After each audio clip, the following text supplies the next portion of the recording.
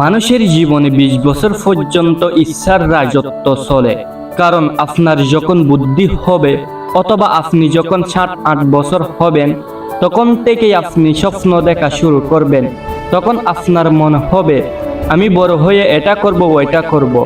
এইভাবে স্বপ্ন দেখতে দেখতে 20 বছর চলে যায়।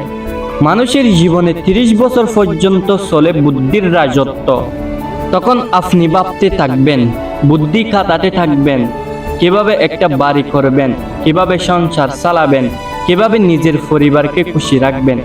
এইভাবে 30 বছর কেটে যায় এবং মানুষের জীবনে 40 বছর বয়সে চলে বিচার বিবেচনার রাজত্ব। জীবন একটি গাছের মতো ধীরে ধীরে বড় হয়, কিন্তু জীবন হঠাৎ কেউ এসে জোরের মতো গাছটাকে ভেঙে দেয়। জীবনে হার মেনে নেওয়া আমাদের জীবনের সবচেয়ে বড় দুর্বলতা। সফল হওয়ার সবচেয়ে ভালো উপায় হলো প্রতিবার হার মানার পূর্বে আরেকবার চেষ্টা করা। জীবন শেষ বলে কিছু হয় না, সবসময় নতুন কিছু আপনার জন্য অপেক্ষা করে থাকে। যতক্ষণ পর্যন্ত সফলতার দেখা পান নাই ততক্ষণ পর্যন্ত জীবনের সাথে যুদ্ধ করে যান।